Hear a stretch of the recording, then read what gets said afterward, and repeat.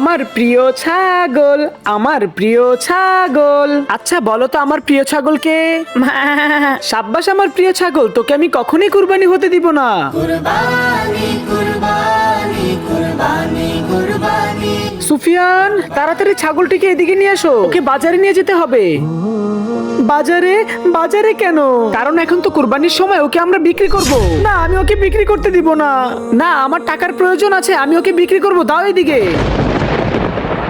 খা ছাগল খা, তুই বেশি করে খা, তুই তরতাজা হলেই তো আমি বেশি দামে বিক্রি করতে পারবো তোকে। সাহেব বলেন, এই ছাগলটিকে কি বিক্রি করবে? হ্যাঁ সাহেব, বিক্রি করব, নিবেন নাকি? তাহলে বলো এটার দাম কত? সাহেব বেশি না, আপনি এটার দাম ৮০,০০০ টাকা দিবেন। ৮০,০০০ টাকা? তুমি কি পাগল হয়ে গেছো নাকি? এই টাকা দিয়ে অনেক বড় গরু পাওয়া যাবে। সাহেব এটা দেশি খাসি, আমি নিজে পেলেছি, ৮০,০০০ টাকা কমে আমি দিতেই পারবো না। আমার মনে হয় তোমার ছাগল তুমি কখনোই বিক্রি করতে পারবে না, তার থেকে ভালো আমি অন্য কোথাও থেকে কিনে নেই। আমার তো মনে হচ্ছে আমি আমার ছাগলটি বিক্রি করতে পারবো না এবং আমার স্বপ্নটা অপূর্ণই রয়ে যাবে।